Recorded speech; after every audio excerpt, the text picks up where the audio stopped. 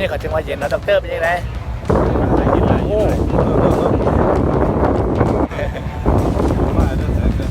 ได้ดีเดือก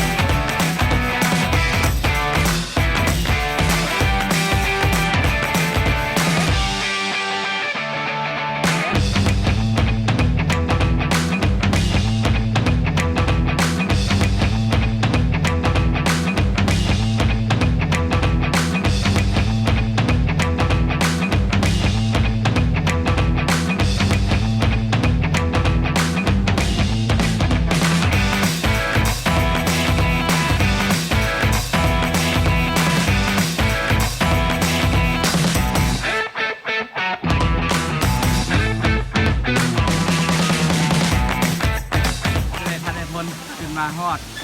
สูงสุดของสังกัด สุดยอด สัญญาณสุด เป็นยาวิตามินอันหนึ่งให้แก่ชีวิตผู้คน ได้สัมผัสธรรมชาติภูเขาป่าไม้งูหินนำตกตาดความสะอาดจบงามตา ทุกคนต้องได้มาภรรยาบรรยายอารมณ์ของตัวเอง กัดเวลาป่า นำกัดโยลาป่า